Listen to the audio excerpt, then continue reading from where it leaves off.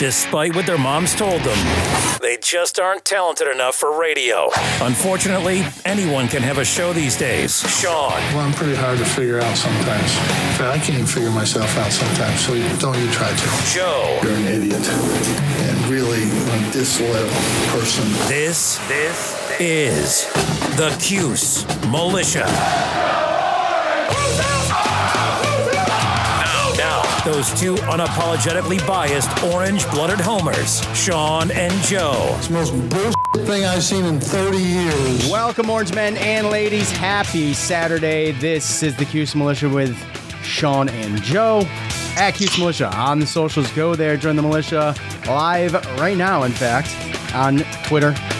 The Orange with a rousing win over Georgetown, 80-68 on the road. Propelled by an excellent second half for Syracuse and Orange fans alike. And they keep the energy up, and it couldn't be matched. And, man, if they could play every game with that much energy from start to finish, it would be something else. You'll hear from us. We'll hear from you and fan feedback. I couldn't tell who impressed me the most, if it was JJ, Copeland, or Mintz. I mean, Copeland was an absolute lifetime highlight reel today, and I don't know what fire was lit under his ass, but he came to play, and so did Starling. I mean, 21 points for him, and off the bench for Copeland with 14, and just a, like I said, man, I mean, 6 for 7 from the field in a highlight reel. This dude was doing it all, and the things that don't go on the stat sheet, much like Mark back a few years ago, the defense and things that Copeland does, and you want to talk about energy, that dude keeps it the whole time. They exchanged some blows early, and it looked like it was going to be just a kind of back and forth battle on offense, and I couldn't tell what the refs were doing, but it got a little weird there for a little bit, and a couple weird just instances of fouls when, it just was ticky-tack stuff, and then letting them, pound each other under the rim, but,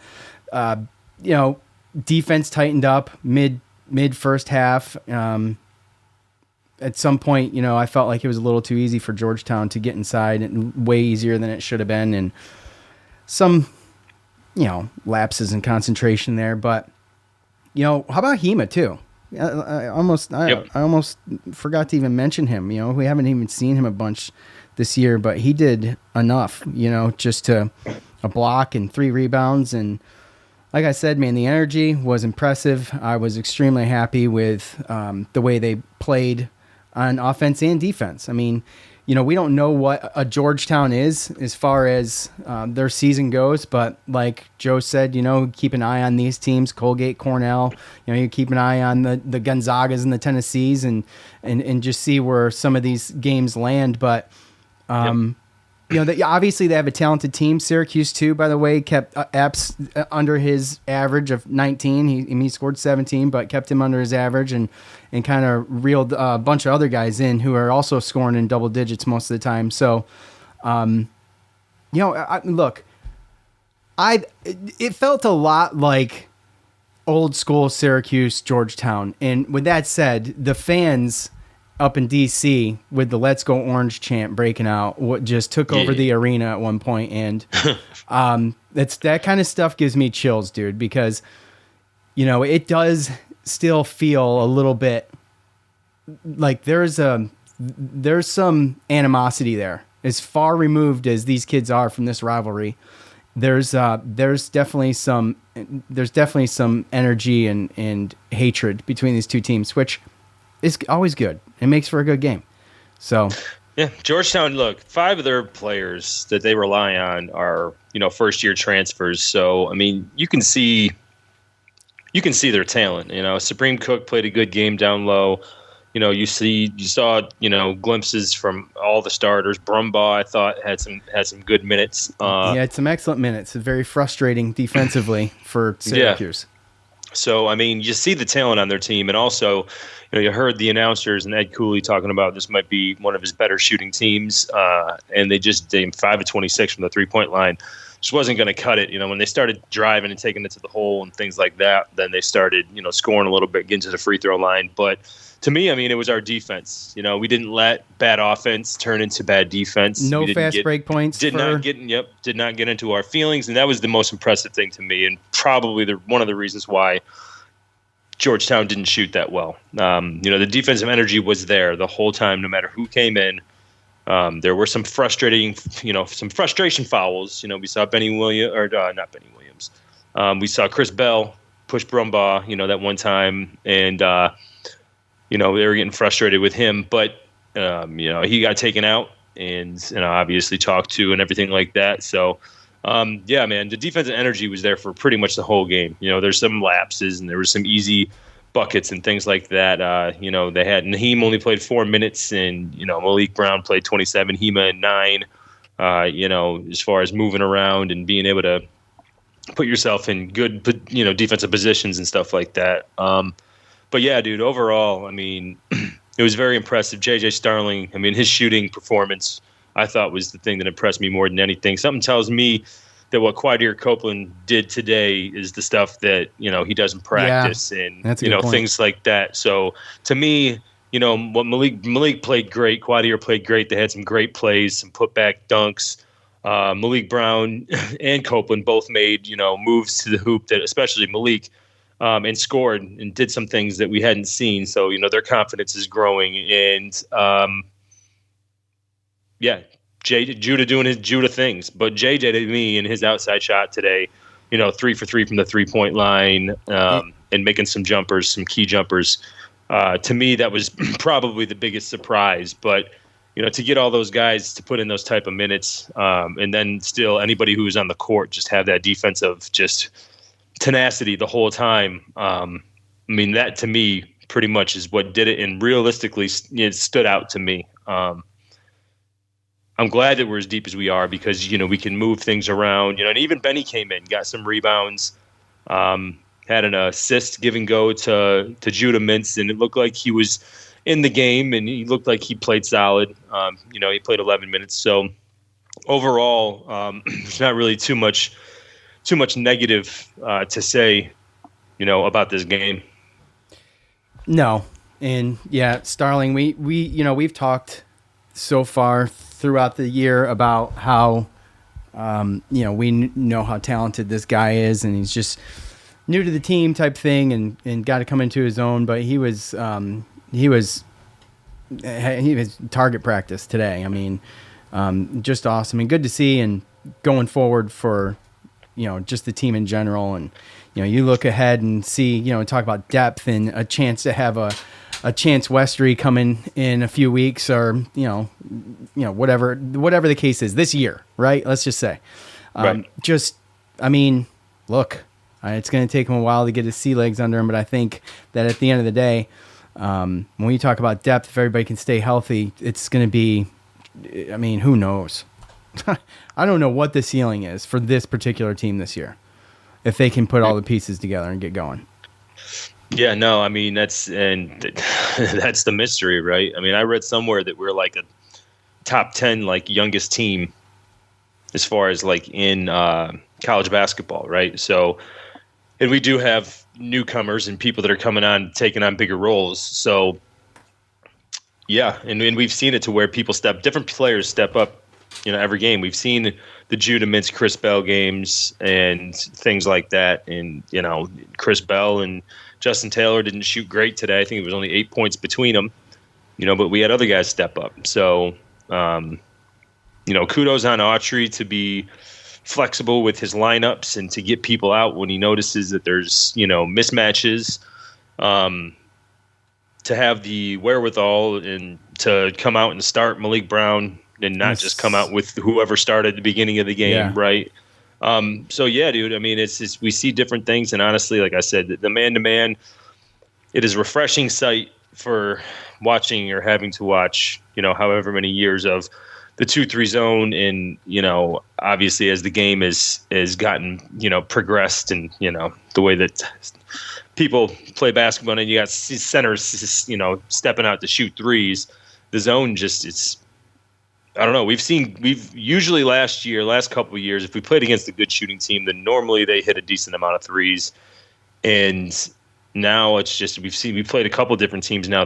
Cornell and Georgetown, but back to back, where they're good shooting teams, and our man-to-man defense and tenacity in the way that we're starting to learn how to play that defense together. And, are we going to switch? Are we going to fight through the picks? Just knowing what someone's going to do, all that stuff. You see them starting to gel together way better on the defensive end as a team. And, they're starting to put it to a whole game together versus spurts or just halves. Yeah, exactly. That's what I was going to say, or halves. You see one strong half, and then it kind of, and to be on the road too, although not that intimidating for this Orange team to be on the road with that kind of environment right off the bat. You could hear, when the momentum would switch to SU's way, there was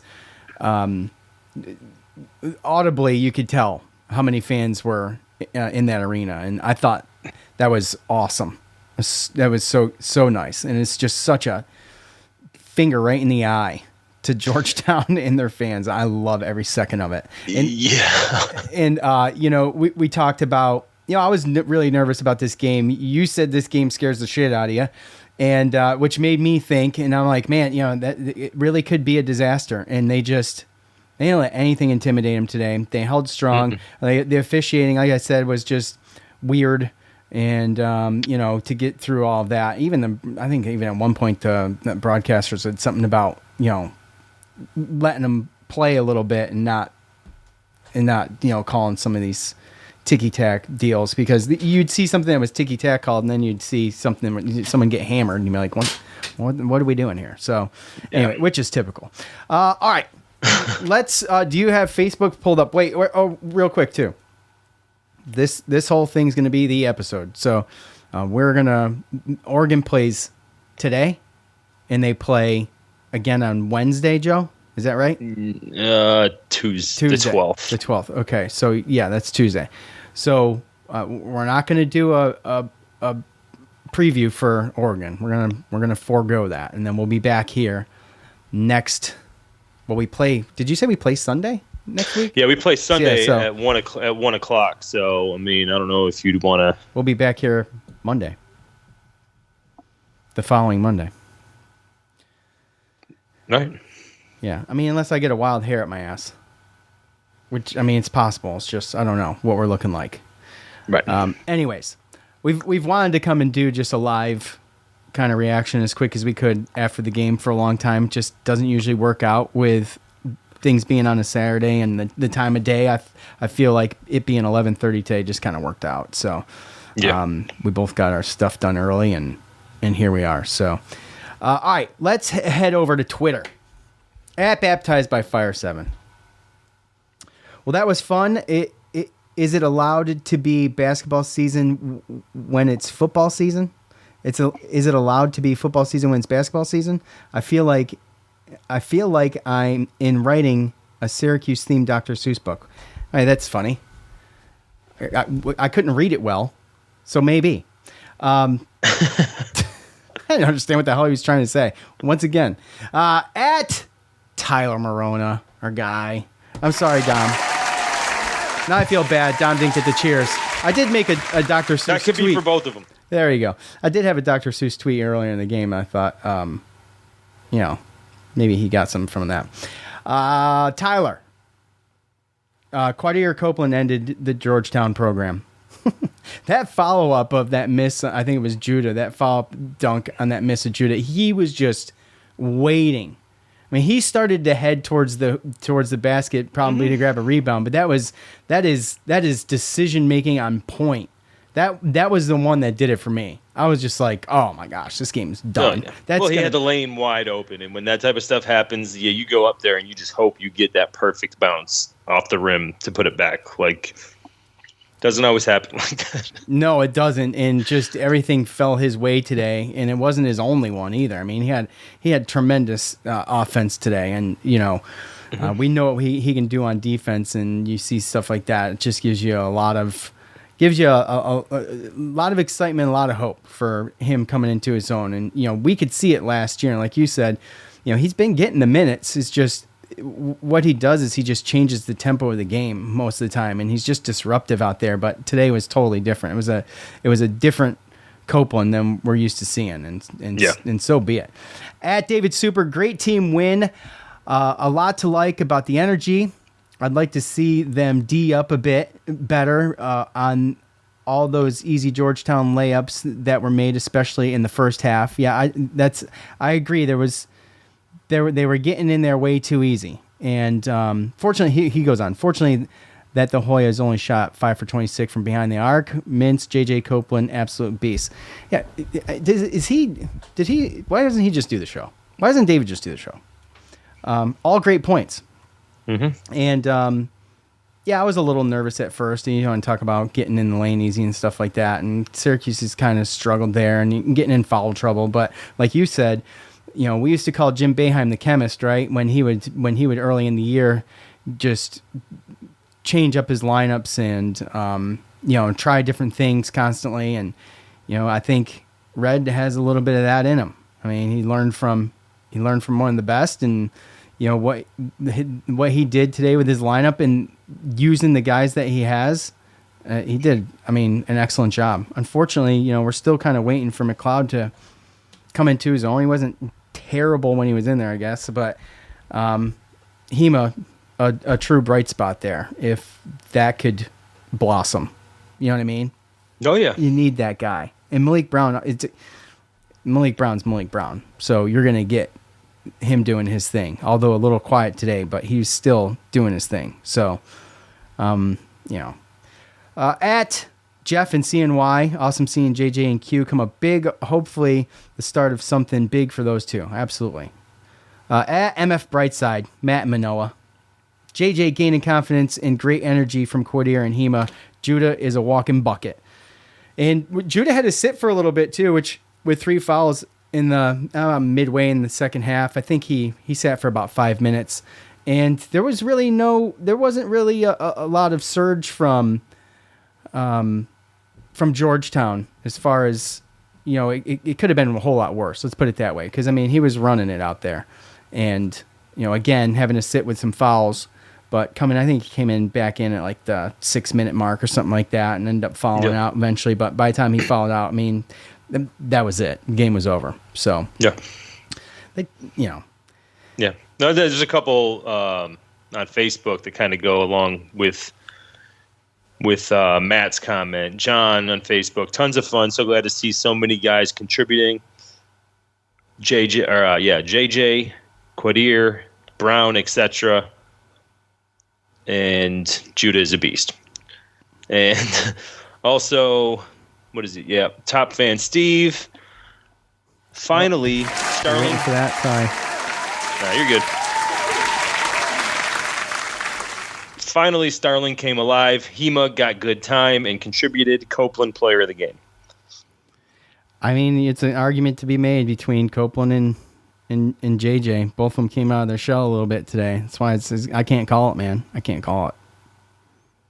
Yeah, well, look, I think that sometimes if you're going to leave it up to like the commentators of the game, then they're going to go probably Judah, right? And you look at the actual stats and everything, right? But as a Syracuse fan, you're a little bit, the team a little bit more. So, we could say Judah was the player of the game, except for that, what he did isn't surprising because he's done it before, on a consistent basis. So, I think that obviously, JJ and Quadir coming out and doing some things that they really haven't shown that they could do, and they come out and they do that, and then you throw in the fact that we've seen Justin Taylor, we've seen Chris Bell get hot, right? So, imagine a game where all those guys kind of are clicking at once, right? So, I don't know if it's ever going to happen. So it's good to have those type of options to where if someone doesn't step up, right? Then I'm fine with the way it is as long as people step up. There's been teams the past couple of years when a Judah or someone is slow and no one can pick up the slack. Well, there's guys picking up slack this year. There's been plenty of it too. So, to have that, I'll take. If they all click, watch out. It's going to be nasty. But with just a couple games left before we just jump in head first into ACC play, it's good to have wins like this and not just that, but on the road. And I just looked for the hell of it because I was curious. Georgetown's schedule isn't strong enough to have them anywhere relevant in the net right now. So, which is the case with a lot of teams this early in the season. But looking at it, if they don't start climbing the net, a loss here would not have been good.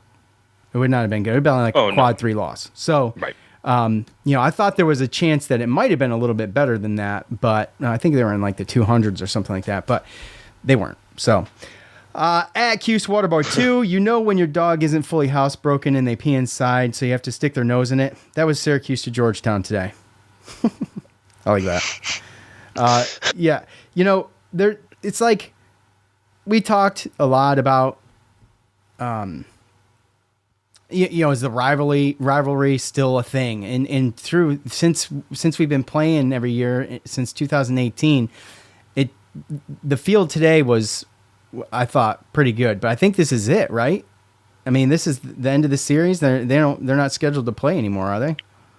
I mean, as it sits right now, I don't believe so. Yeah. So what do you think about that? Do you think, is that something you would like to keep? I mean, I've said in the past that I could take it or leave it because I feel like you can't bring this stuff back. But over the years since 2018, we've been trading W's back and forth, and right. Like we talked, they were 36 and 36 in the Big East. I mean, these teams have just been traditionally back and forth, right? So yeah. It still is that way.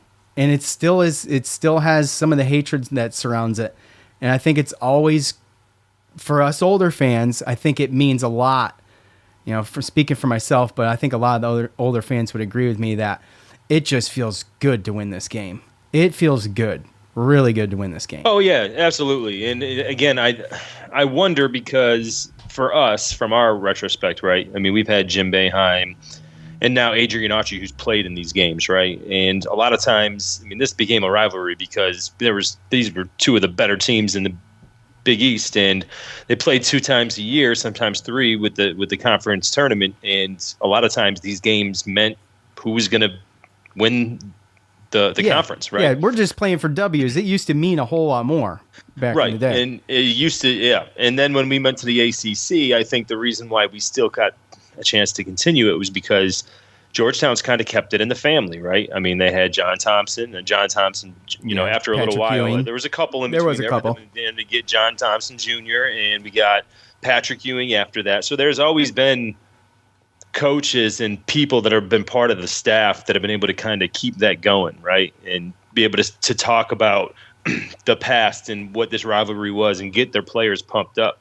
But now it's like you got, Ed Cooley, who is first time being a part of this, and 5 players out of the 8 that played that have never played in this game. So I just wonder if this is a situation where Autry, and McNamara and some of these players that are still on the staff, and Judah being from that area, and then a lot of guys on their team have played in this game. Even JJ, when you look at it, he hasn't played in the game. He grew up in Baldwinsville. He grew up as most likely, he knows what the deal is with Syracuse and Georgetown. So, I wonder if, the conclusion or what happened in this game had anything to do with the fact that maybe we wanted it more. Maybe, we were pumped up about it because the players and the coaches on our staff are still, emotionally invested in this, right? Versus, everyone wants to win the game, but I think that today it looked like there was a little bit in it more for us. You know what I mean? A little bit more in it for us. Yeah, to your point, look at it from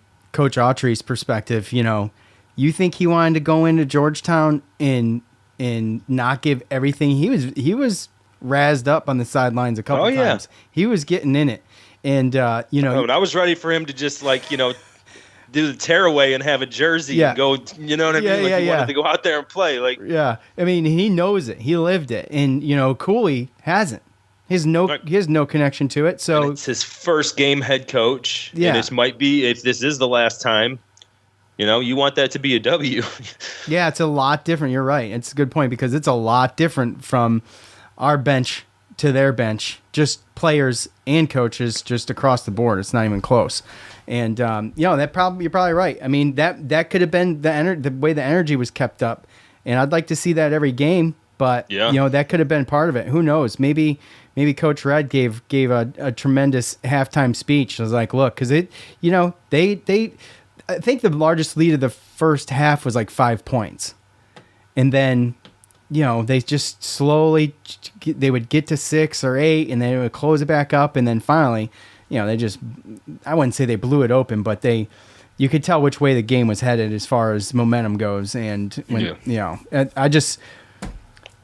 Not a must win for the season or a perspective as far as that goes, but a must win for me to make me feel good today, and a must win for me to be able to finish this day off and not drink beers of sadness but of joy, and that's a big thing from me when this game starts at 11:30 and ends at 1:30 to have a W in the column after this one is just I'm all smiles, bro. I wanted it more and more as the game went on. I just wanted it. And then, they pulled through for us. And it was awesome. It's good to see. Yeah. Erica from Facebook said, a ton of fun to watch, especially the second half. I love how many Cuse fans there were. And it was almost reminiscent of the old days. One of the best rivalries of college hoops. Yeah, I thought it had a little bit of feel there. You got the double technical and a little bit of shoving and stuff like that, and chirping, and it was physical. It was physical, and that Brumbaugh, thankfully, I think that he ended up getting in some foul trouble fairly early, and Judah was very much did that on purpose. Yeah, absolutely, and that's his best skill, dude. Is just putting people in bad situations and.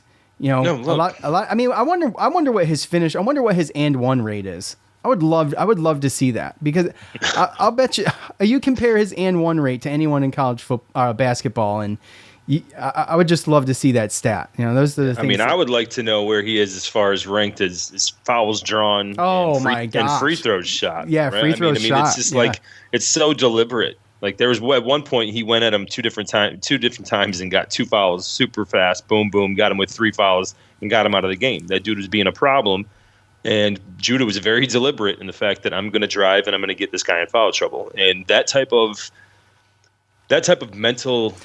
That's smart basketball. That type of mental portion of the absolutely. Yeah. If that type of a mental portion of the game, if you can keep that under control. And you can stay disciplined and deliberate with it, like we spoke about it before. That can put a lot of good players on good teams in trouble. In bad now, spots. Of course, he's put himself in some foul trouble spots as well this year, right? Yeah. I mean, he had 2 different fouls where he tried to basically take a charge around midcourt. Yeah, not exactly bright. The one I think he was trying to eliminate a fast break, but I didn't really see a huge fast break opportunity. The first one, if he would have been there like a split second before that would have been a charge. Well, so, I mean, and that's the one thing on the defensive end, right? Is I know he gets into it and he wants to get steals, and he was very successful today in doing so. But I mean, one fast break. I mean, we need you. He's got to be. And obviously, we got through it, right? But going forward, we don't need this dude like Cornell to be sitting for 6-minute stretches in the second half because he's in foul trouble, right? We don't need that, and he's got to be a little bit smarter with that because we need him on the court more than, we can give up one fast break versus him getting in foul trouble. Yeah, at Breaking Orange 44, best team win yet. JJ and Copeland played their best games in a Cuse uniform. Let's go Hema. Yeah, all around best team win by far, I think, this season. And like I said, think so? I think so. I mean, the Colgate comeback was pretty tremendous too. I mean, that was a LSU blowout was too. Yeah, but that was a little bit. I don't know if that was as close as this one. And yep. You got a good top 3 right there. But I thought that this was tremendous. One thing he does say that is definitely true is Copeland and JJ's best game in a Cuse uniform for sure. No, that's 100% true. Yeah, absolutely. So I'll buy that. I'll buy it. Why not? Yeah, well, we got a younger team with Jesse and Joe not there this year, and coaching change, defensive change, and this year's non-conference looks a lot different than the last couple of years. That's for sure. At Cuse Hoops 97 that was the year I graduated high school. Don't tell me. You just told your age, man. Having Hema in the mix could be a big help at the 5.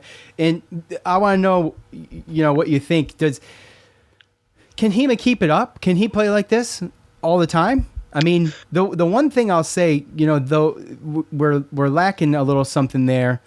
If he could just do almost half of what he did today there, that opens things up for Adrian Autry.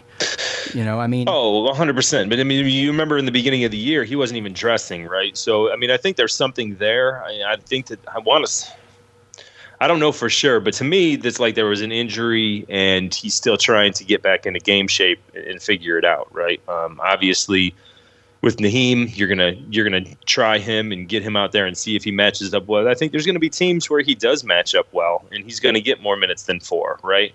But I was thinking about it the other night, and I was gonna bring it up today, depending on what happened. But I was gonna bring up the fact that we're gonna need somebody to be able to come in and give us sometimes 5 to 10 minutes. If we're playing against a team where Naheem doesn't match up well, Malik's not going to be able to play center the whole game, right? And then with Malik playing center the whole game, now that means who's going to play that 4 spot, right? And obviously we've been waiting for Benny and everything. So yeah, I mean, I was thinking about it the other day, like, where's Hema? What's going on? I didn't feel like he was like an incapable player last year when he did come in for Jesse. Yeah, he did. So he did all right. He held his own.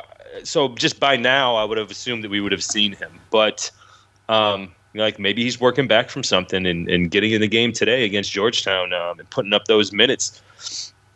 I mean, that's definitely, to me, that means he's kind of, to me, he won more minutes. He won more playing time today, in my opinion. Yeah, I would say for sure. And obviously a lot of that comes down to what's going on in practice. But just a bonus at the center position because of where we're at with the center position. Right. Using 3 guys to make up for one. If you don't got a star, it's nice to have options, right? So that you can kind of pick and choose based upon your matchups on who, is figured to be the best in there. Yeah, and what Malik Brown has done in there this year, I thought was great so far, or has been great so far. But yeah, to not have a star, you need to put together a small group. And we've got a small group that can go out there and... That's another stat that I'd like to see. What's that? How many people have, 3 guys playing center? No, you poke. No. Oh, the poke. Yeah. How many pokeaways without actually getting a steal? Yeah.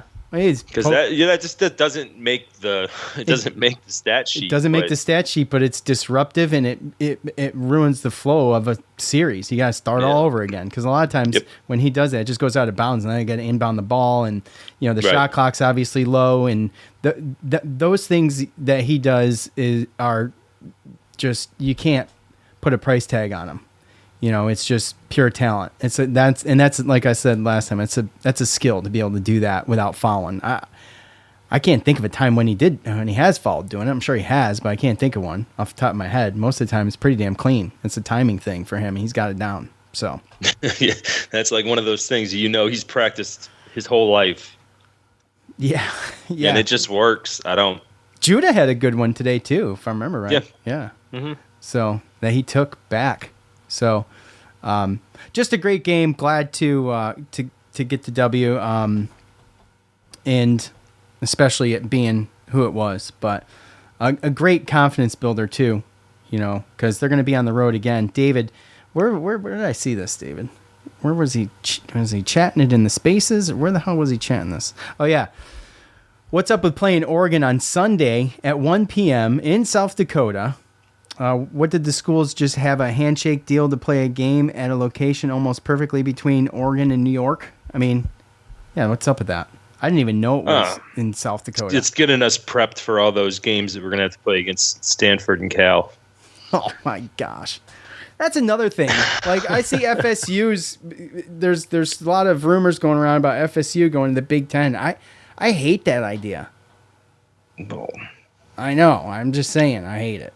I hate all of the moving parts in conferences right now. I don't know. It breaks my spirit a little bit. I'm not gonna lie. I don't like it. I'm the who moved my cheese guy. That's the NCAA's fault, though. Oh, I know it's their fault, but everything's their fault. You can blame them for everything. They suck. They suck. Until there's a breakaway from the NCAA, period.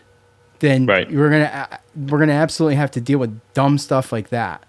And well, I mean, there's just no consistency the way that I look at it, right? Because you look at all these, these players that are trying to transfer, and then some players get cleared for waivers, and then some don't, and it gets down to the point where you got to have a state senator take it to somewhere. You know what I mean? Like for instance, for what was it, Tez Walker, the receiver for North Carolina. I mean, there's a player for West Virginia right now, Raekwon Battle, same thing, and there's just no rhyme or reason for why they make the decisions, and it just seems like when it comes to certain schools and certain conferences, it's like no question. They don't even read the thing; they just stamp it and go and just move it forward, right?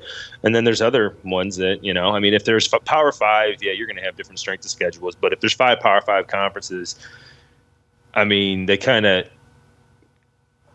don't you got to treat them all the same? I mean, I don't know, because it's just as an FSU AD, to me, it's like, well, obviously, they treat the SEC better than the ACC because we went undefeated and won our conference, and they had a 1-loss champion, because I mean they weren't going to leave the SEC champion out, and if it took kicking out an undefeated team who also won their conference championship, then that's what it took. And obviously, if FSU sees that, then why would they want to stay in that same conference? So, I mean, as much as I don't want them to go, I mean, this is why teams are going. Don't blame them. No. Yeah. I agree. Just stupid. So. No, I mean, hey, look, I'm right there in agreement with you too, but. Well, that's all I got. Did you see Captain Pat Westry have a chance to come back this year? Yes, I respond. Yeah. I think. What did they say? Huh? I saw something on the socials. I think Coach Autry got asked by that, and they said something about if all goes well, they're expecting him back at some point in January. So, still enough time to. Said about him. Hopefully, the timeline is hopefully a month. Hopefully a month, something like that. That's why I said 3 to 6 weeks, something like that, would be reasonable. Who knows? Yeah. I got one on Facebook. Top fan, Robert. Oh, Robert. Robert G, right? Yeah, Robert He's a Raiders fan. Anytime Georgetown goes down is a good day. I love that a Syracuse native stepped up so big today. I keep waiting for McLeod to act 7-4. Today was a good day. P.S. Your mama was a Hoya. Today was a good day. It absolutely was. That's a great point about JJ, and you made it too. But being from Syracuse, he may have a little bit more of that running through his veins than everybody else. You know what I mean? So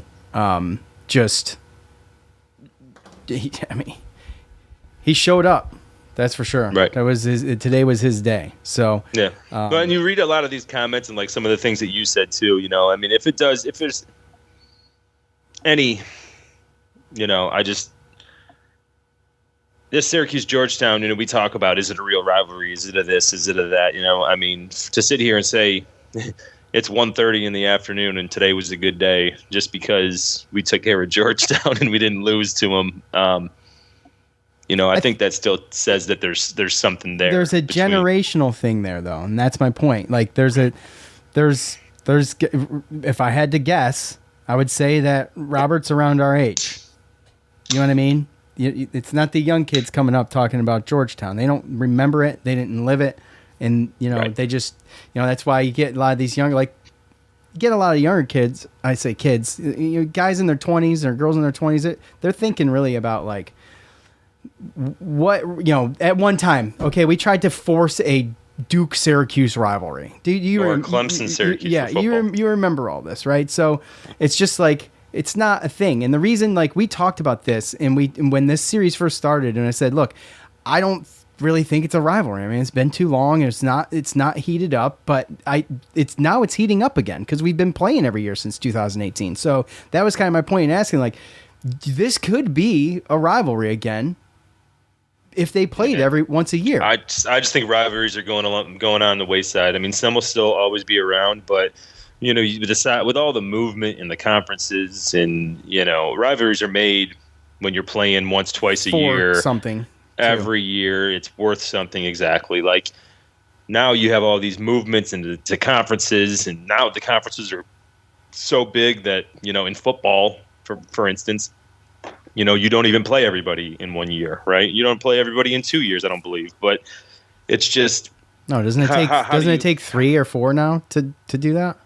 I don't even know at this point. I haven't even taken the time to dig in. I mean, they just changed the schedule, or the way they were doing the schedule 1 year ago, and then we had to change it again because we're taking in 3 more teams. So, yeah, I haven't even took time to dig into how that whole thing is set up. So yeah, I just don't know. I don't know how many rivalries are actually going to be able to move forward and live on, other than the real big ones. Dominic wants to speak. Yeah, we'll see. You guys, we'll see. No, I promise. I'm swamped at work, brother. Guys. Okay. There's times where I hate Christmas. I mean, I started at 6 a.m. I'm going to be working probably till 8 tonight, delivering packages. It's just freaking nuts. Look, we appreciate you, and we appreciate those. If I delivered your mail, I know that you would appreciate it. I had one customer today appreciate me.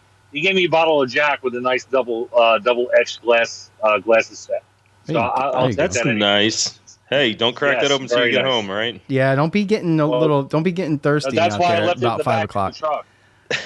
That's why I left it in the back of the truck. What do you got, Dom? I know it's basketball, but he is not going to come on here and talk about football right now. You talked about football a little bit. I heard it. No. Okay. This King Joseph Edwards, it looks like the crystal balls are going that he's a pick off Syracuse. As soon as those crystal balls are dropping, this is the Syracuse effect. Did you say balls dropping? Oh gosh, crystal balls dropping. Oh, not just balls dropping. Sorry, you broke up. Are we talking about James Hetfield between Ride the Lightning and Justice for All? Because that's balls dropping right there. His voice changed. Never mind. That was good. I like that. Yes. Laura says it all the time. James balls drop between Ride the Lightning and Justice. But anyway, the wrong podcast. So no, that's this podcast. King Joseph comes in. Okay. King Joseph, it looks like he's going to commit. He was a 4-star, 90 rated by 247, and then all of a sudden the crystal balls are saying that he's going to choose Syracuse on the 19th. That's when he said that he's going to the day before early signing day. And now Rivals dropped him to a 3-star, 30 spots on their national board. Yeah, that's bullshit. Dude, I saw that. Yes. Who's this? And so that's the stuff that King Joseph that Syracuse fans have to deal with. Yes. Oh, they did the same thing to the receiver. That yes. Yep. So that's us, and I bet you that if that 5-star safety comes, King Joseph's best friend, they'll drop him to a 4. That's why we can't have nice things that people know about. You know what I mean? But anyway, hey guys, I'll talk to you soon. If I don't, have a Merry Christmas. And we better talk to you before Christmas. Don't give me any of that crap. Yeah, seriously. I'm gonna try, but if it gets worse than this during Christmas, I'll just have to listen to the pod. Okay. Because I just the way my truck is as loud as it is, I can't pull over all the time to talk to you guys as much as I want. Oh, are you pulled over? Have a good one, guys. Dom. I did. This is too loud. Okay. No, it is. It's a piece, bro. All right, buddy. I'll talk to you later. Yeah. See you, bud. Yeah. All right, you got it. Bye-bye. Be safe out there, Dom. Bring in the football. It's a dangerous news. job out there delivering all that in one day. Hey, man, look. Yeah, it's just that's part of the gig. You want to be a UPS driver or an Amazon driver, work for the Postal Service when it gets, Thanksgiving to the end of the new year, buddy. My wife orders so much Amazon. I'm not kidding you. I've seen 3 different trucks drop packages off to my house in the same day. Mm-hmm. Yeah. I don't know how that happens, how these routes go, but yeah. Anyway. Dude. Yeah, you can pick up any of that stuff. I know. So you think, hey, real quick, because I want to ask you a question. Sorry, man. I know. Dude, it's just a good day, right? But it's a good day. with this team that we have, I mean, did you think, and I mean, obviously, I think Jesse wanted to stay, but, I mean, did you think that it was necessary for both of our guys to leave? I mean, if for questions, this is a question for anybody, you know, like, did anybody think that, you know, because Joe Girard used to get kind of killed by the fans, right? Yeah, I think that it was a surprise to see all the options that he actually got when he left here, because, you know, there's a lot of people talking about, oh, now we can go play with Albany or Buffalo, and there were some people that really just disparaged his game when really they just had a three-headed monster last year without a lot of help like we do this year. Like looking at Clemson and stuff, like, I mean, Clemson's undefeated. I mean, Joe Girard's 25 of 55. He's shooting 45% from the three-point line this year. And he plays on a team, Clemson, that, I mean, like I said, they're ranked, they're undefeated. They play man-to-man. They seem to be okay. So, I mean... yeah, he's averaging 14 points. I mean, he's averaging the most points, or second most points on the team. Yeah, P.J. Hall's a beast. Yeah, P.J. Hall. Well, we know all that. But I think that... I mean, no doubt Jesse would have helped this team. There's no doubt about Jesse. The question mark would be Joe Girard. You can have an argument each way. And with that said, he's going to be getting more minutes where he's at. He's averaging over 30 minutes a game in Clemson. He wouldn't be playing 30 minutes a game here. He just wouldn't. No, I don't think so. I mean, you don't think that we need help with somebody that's a little bit more of a consistent three-point shooter? Or something. I mean, if Chris Bell keeps doing what he's doing, then I mean. Well, but Chris Bell and Justin Taylor really didn't do too much today. But JJ stepped up. But this is the first game that JJ stepped up like that. I would say, to answer your question, I would say yes, that he could help. I don't think that he wanted to take a back seat though, and he doesn't have to in Clemson. So, I think it's a good place for him to be. I didn't want him to go anywhere in the ACC, but I think that for him, the decision to transfer out of Syracuse was probably the best thing for him. Yeah. But for us, we would like to keep a guy like Joe Girard. There's times where he's going to be coming off the bench. Yeah, I mean, I could have saw a situation where it was him and JJ and Judah playing. I mean, you're right. You could do that. Yeah, because there is some speculation of the fact that there's going to be times where, usually your point guard and your shooting guard are some of the better shooters in your team. And, I mean, in this case, there's games where Judah's shot a decent percentage, but JJ until today really, has been inconsistent there. So I don't know. It was just a question, that I had. I mean, and really unbeknownst to us when we look back at it too, his final three were what, like Pittsburgh, Clemson, and LSU, all teams that were going to ended up playing this year anyway. And in hindsight, it looks like he picked the best school that he could have gone to. I think he did. I think he definitely did. But I'll reiterate one more time. It's the best decision for him.